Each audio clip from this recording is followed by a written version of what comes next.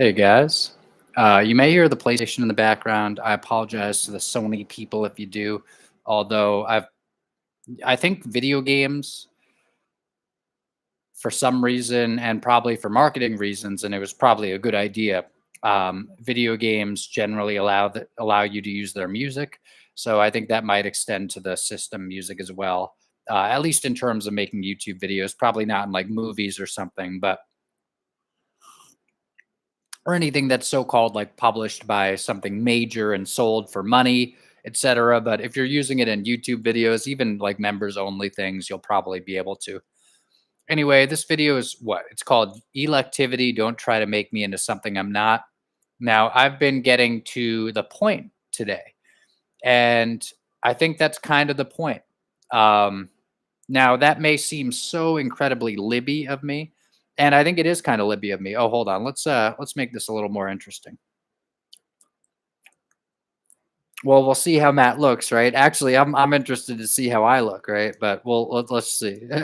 um, and this is actually this is how I got the American Noble, like the picture and the picture on Substack. This is how I got it. Literally, it just happened to take a picture as I was taking like one of these things off the camera, and that's what it was. So it looks like an eclipse, but it's like the total eclipse of the heart. It's the total eclipse of the NSA. It's a total uneclipse of it, and it turned out to be a great picture. I'm glad that I took that picture and used it because I love it. But yeah, okay. So yeah, here I am. Oh, Matt, you look so crazy. Oh yeah, you're crazy, crazy. Everywhere I go, it's like crazy, crazy. It's like, hey, hey, do you just mean not mediocre? And then B, like you guys are crazy. Like, did you go to a hospital and get a certain medical thing a few years ago because nobody was getting sick? Did you do that? But I'm somewhat unreasonable, and like the term crazy, it's just like the term rant or like I saw unsolicited advice last night. The term unsolicited advice, and I was like, I didn't comment, but I saw someone use it on Substack, and I like that person actually, but she used it, and I was like, there are certain terms where if you use them, it's just sort of an automatic slap, and it's basically like it's not a term. I mean, I guess it might say something, but it almost doesn't say anything so much as it's just like it's an insult term. Um, and so, like, what? What do you mean? Is there something that I say that you disagree with? Do you think that I'm unclear in my thinking? What does that even mean? Like, truly, how are you using it? And what specifically are you referring to? Or do you think I'm overly emotional sometimes? Now, that's possible. You may think I'm erratic and overly emotional. I think erratic is somewhat untrue and also unclear. I can get I don't even know about overly emotional. I can get erratic like someone who's like a horrible torture victim and an abuse victim, or like one of those PTSD guys you see coming back from Vietnam who probably did horrible shit themselves, but they like it doesn't seem that unreasonable that if they hear a loud bang, they're going to be like, oh my fucking god, like like you get hit with enough fucking trauma. And probably all the abusers that I have, all the abusers of me, they're probably the same way, actually. Hence them being such horrible people that they'd go around picking on me, right? It's like, oh Matt, yeah, to pick on you, you'd have to be a horrible person. Well, I mean, to pick on somebody that you don't really know, like that kind of makes you a bully, right? Like you're essentially taking on the bully role. And then B, like you're probably pretty fucking traumatized to be going looking for satisfaction from some guy. And by the way, a lot of these people are men, so that's kind of gay too, right? Or well, no, I don't want to. Sorry, YouTube. Let's just, well, it is actually, I think that's a definition term, right? It is a little homoerotic to like get satisfaction from picking on a guy. It's like you're getting satisfaction from like what you perceive as like maybe causing pain to another man. That's a little bit, you might want to check yourself out in the mirror if you're looking to do that. And I would actually say you're not that way. I would actually say you're not that way, but you may be carrying around baggage that makes you act and feel certain ways, right? That doesn't mean that you are inherently that way. They're sort of two things, right? But anyway, electivity. taking charge of your life. Now, I recently cleared out my reading books, and I think I have three really good reading books, and then I think I have two really good playing games. So the project book that I have is the Master Key System. I've already talked about it. Let's show it to you. Maybe I'll show you all three. But the project book is the Master Key System, and it's super good. In fact, it's in the public domain, so I could read you the whole dang thing here. Oh, sorry, you're gonna see me, all right? You're gonna see my pee-pee, right? No, you're not. Hopefully you're not, right? Um. Anyway, yeah. Look, so the Master Key System. This great book, man. All you have to do is go look it up online. In fact, I'd suggest, actually, again, I'd check out the video from this morning. I'd give you a big caveat. It seems like people who reside in stillness. And I was reading an article about the Deepak Chopra Epstein connections, where they had a bunch of quotes from Deepak telling Epstein how much he liked his girls, and he would go in to meet the girls and he'd say, I'll be at your house from like 11 to 11x at night, like a specific time frame, and like, oh, I had a great time with the girl. And like Epstein said something about like, oh, I enjoyed how predatory you looked last night. And Deepak said like, I'm gonna ride the tiger until I die, like. And in there, Deepak said something about, oh, I was in such stillness for like 10 hours yesterday that like all thoughts went away, and like basically all, it seemed like sort of a non-dual thing. And like this talks about sitting in stillness. And I think, as I said this morning, like I had some sense, or like some intuition or something of like, you will become a monster if you do this. If you do this, I mean, here's the thing. You don't deserve to have anyone come in and take your life away from you. That said, I'm not sure that you're automatically going to be a good person if you're like sitting in stillness and like reaching like really exalted states, like Mr. Chopra apparently talked about in the Epstein files, right? You're not necessarily going to not go around doing monstrous things. However, so it might seem like this book is really dangerous. Perhaps it is. I don't know, but it's super super helpful, especially if you felt like just people are coming in and trying to suck your whole life away from you. It's like this book might really help, and I'm hoping that it'll help me. But I'm doing it with a real sense of caution. Now, my life system, RPG Life, it has two rules: be honest and be good. Be honest and be good. Now, I don't think Deepak was he probably wasn't being honest in all sorts of ways. And then he was probably not being good if he was doing some of the stuff that, that it seems like he might have been. So, nevertheless, so big caveats here, but I'd also say check it out. There's a whole website where like it's kind of like based on this, I think, and they separate it into the different weeks of the program. How many weeks are there? Oh, 24. There are like 24 weeks. As I said this morning, I'm probably going to take a decent amount longer to read this. Actually, I've got it set for like 200 days, and that's not counting Sundays, which I don't like to schedule things for. You like to have. It's nice to have a day of the week that you don't have anything scheduled for. But check out number like 44, 45 in or really just 44 in the part one of the Master Key System. It's right at the beginning. They give you a super good practice. But so that sort of goes along with this though. And this is my nonfiction book that I'm reading. And I was walking around. I walked to Walmart. I had a nice time at Walmart today. I walked around. I was like, oh my God, they have these giant loaves of bread and they're like $2. You can go to Stop and Shop and you can see a little bag, not a big bag of Doritos, like it's sort of a regular, like, grocery store sized bag. It was like, it's the next size up from fun size. And it was like $2.49 or something. And they had the nerve. I think they had the nerve to put it on like a great value sticker. And I was looking at those things and I was like, those are not worth fucking $2.50, fucking $3 for a tiny bag of chips, like 8 chips or something, 14 chips, maybe fewer than 20 chips in those dang bags, and you're paying like $3 for it. Then you look over here, you go to Walmart, and they have giant loaves of bread. Looks pretty good for like $1.99.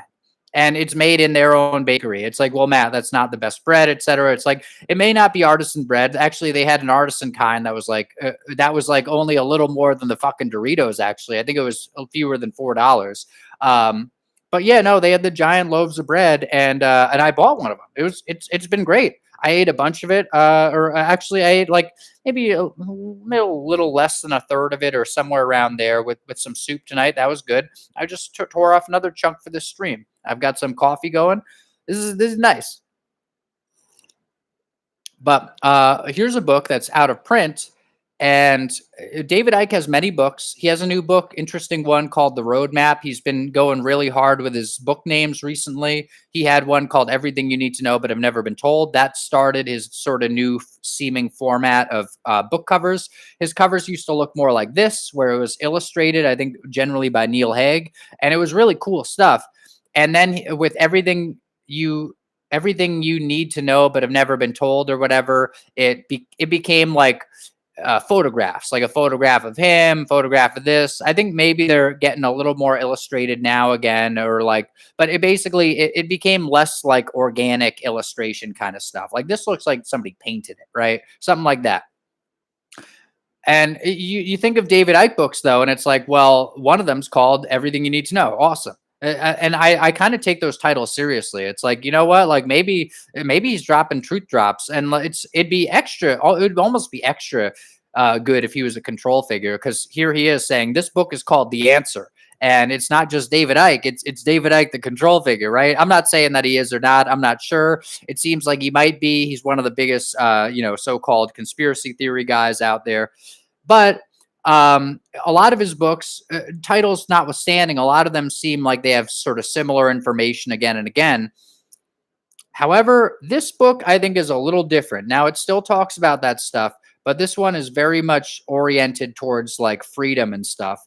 And not that his other books aren't, but I'd say like literally, if you like read and you kind of digest, I don't like the consume term. Oh, I consume books. I consume video games. Are you eating them? You want to make yourself look more like a fucking Orwellian slave by using the word consume for what you do for everything? Come on. No, you read a book, you listen to music. How about we don't turn everything into a mush of Orwellianism with everything that we say, right? But if you really give yourself the chance to like sort of let this stuff settle, you could just read the first page of this. Really, just I'd say like maybe the first three paragraphs, and it might fucking change your life. Like, because I've read like the beginning of this. I've started this a couple times, but I want to actually read the whole thing now. And I was walking around reading this, and I was like, oh my god. Like I was sort of letting it sink in. I was like, he's just straight up telling you how to be a free person here, right at the dang beginning of the book. It's really great. Like you could just read the first two pages or something as like an essay, and like that's a good book. So yeah, I don't know. David Icke, pretty good, but that book, I Am Me, I Am Free: The Robot's Guide to Freedom by David Icke, it's basically, I think, about sort of this term that I have now of, or I've had it's in the RPG Life book. You can check it out on mattthoughts.com. It's for free. It's like 50 pages or something, but it's basically my life system. And then I have some other materials and stuff, other articles and stuff, kind of talking about how to use RPG Life, approaching it from different angles. But the main thing is that book, mattthoughts.com. I go to the RPG Life section. It's all the way at the bottom of the page. And the main idea is electivity with a bold period after it. And the sentence for that is you are okay, period. It's capital YOU space ARE space capital OKAY, period. You are okay. And if you're okay, then your life becomes about what would you like to do? What are you going to do? Electivity. I might be tempted to say choice, or I might have been tempted, but of course the term choice has become so synonymous with just the most horrific crime against humanity that you could almost think of, right? Like the most innocent people, the almost the most horrific death for them, and then like the least chance for them to get away from it. That seems like it might be the greatest crime of all. That's what people seem to have the connotation of with choice these days, right? So I don't like to say choice. I don't like to say choose. You'll rarely hear me say those words, except you sort of explaining why I won't, right? Or why I usually don't. But electivity, because I think that here's the thing. Now, actually, it's a good sort of dichotomy here because you got your Deepak Chopras. I'm sorry, Deepak, I'm putting you in this now. You got your Deepak Chopras and your Epsteins and your Bill Clintons and your all these people who you could say they're taking the reins on their own life, but they're doing it in pretty horrific ways, it seems, right? Pretty horrific stuff. But then you have all these people over here where it's like, well, these people are kind of feeding in shit or feeding, yeah, consume. I really don't like that. These people are kind of like peppering these people with all these things about you shouldn't do this, you shouldn't do that, you got to do this for your country. This is good, this is bad, this is, and these people are like, oh no, oh no. And then these people probably, if they're good, it's like sort of the Nietzschean thing where it's like slave morality. It's like, or I don't know, the idea of like the better a person you are, the more you're gonna maybe hold yourself down when actually you should be standing up. Because you see people over here and they're really taking charge of their own life, it looks like, and they're doing horrific, monstrous things, and they're the people holding you down. And you're like, well, if I go about with free choice, right? If I go about with electivity, then who's to say? Like basically, then I'm going in the same direction they are. It's like I'm not sure that's the case.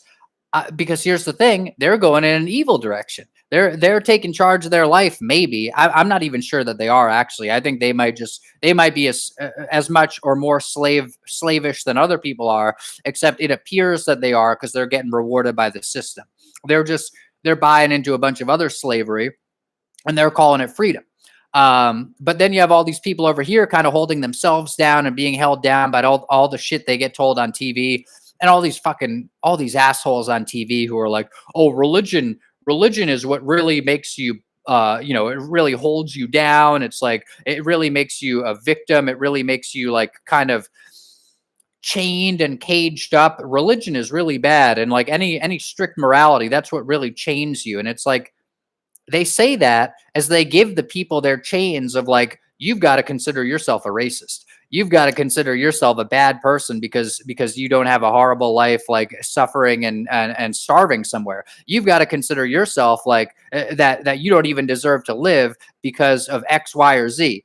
And but these are the same people who will say, well, all this religious stuff is just trying to keep you down. It's like you guys are keeping people down. You guys are keeping people down. In fact, the one thing that might help them break out of it, the idea of like, let's have a set of values for ourselves and then let's live like that for a while and then maybe start to look around and be like, yeah, well, you know what? I'm doing pretty well. I think I'm gonna live for myself and I'm gonna be a good person. No, they're holding you down with all these vices. They're holding you down with all this BS about how bad of a person you are, just inherently the original sin of the West. You are not allowed to live. And then they're telling you that a religion, which might be one of your only ways to see the light, is like it's going to hold you down. It's like, no, you're already held down, man. You're held down so far you don't even realize it. And that's what David Icke is talking about in this book. He's like, oh no, we have freedom, right? Yeah. Oh, you have the freedom to. He tells you when this book came out. He's like, you have the freedom to watch 30 or more channels on television, and you can pick between any one of those channels, and each of them tells you exactly what kind of person you should and shouldn't be. Wow, that's freedom. It's like, oh my God. And then I walk around in this fucking town or in this fucking state, and I've got people sneering at me. I've got people yelling. It happened today. It was a child. In this case, a child screamed out of the fucking car window at me. It's like, how do you know it was that you? Because it's happened to me before. It wasn't a child the last time, but it has happened to me before because I'm a fucking pariah. I go around, people treat me like a fucking pariah. It's like, yeah, you know why? Because I'm the last free man you've ever seen. I'm the last man living, motherfuckers. You know? Um, so, so what do you do? Well, I'm about to be playing Persona 3. I'm looking forward to it. Now, Persona, it's a very dark game. If you want a game about dark occultism and stuff, look no further. All the Persona games, I think every Persona game, or at least the mainline ones, and that's an offshoot series of Shin Megami Tensei. It's about it's like a Pokemon game, except instead of Pokemon, it's demons. And it's like, oh yeah, they just call them demons. It's like, no, check it out. It's demons with like sort of demon names, like classically demonic stuff. It's like you're in like a jail cell in like the ether world, and there's this guy with a really long nose who's saying like, welcome to the underworld. I've expected you. It's like it's really dark shit. However, I'm not sure that it's not a good influence in some ways. Now, I'm not saying just take everything that Persona gives you and like run with it. However, I am saying that check out this video. Actually, I watched it today. I think I've probably seen it before, but it's a super good video. It's about Persona 5. It's like basically don't waste your life. It says the thumbnail, etc. It's by a channel called Infomercial or something, or Infomercials. Super good video, man. And that's kind of the whole Persona series. I wrote about that a little bit on, and maybe I even, I don't know if I linked to that video. It may have been inspired by it though. I think on American Noble on Substack, I wrote about Persona as like a project management simulator. Essentially, you're the project manager of your life in a Persona game. And this guy was talking about in the video, like, well, in a Persona game, you have X amount of days. So the game takes place over about a year. And every time a day goes by, you don't get that day back in the game. I mean, you could load an old save, I guess. But if you keep playing the game, it goes to the new day, then the new day, then the new day. And each day you can do this in the afternoon, then you can do this at night. You can do like this in the morning. You go to school in the day. Then, oh, what do you want to do this afternoon? Oh, you did it. Okay, great. Now it's the night. Are you going to go to bed? Next day. Oh, what are you going to do? Oh, now it's the night. You're going to go to bed? Next day. Oh, what are you going to do? Now it's the night. Go to bed. Next day. And they show the days going by on the calendar. It's sort of terrifying, but it's as the guy talks about, it's kind of freeing because it's like basically, what are you going to do with your life?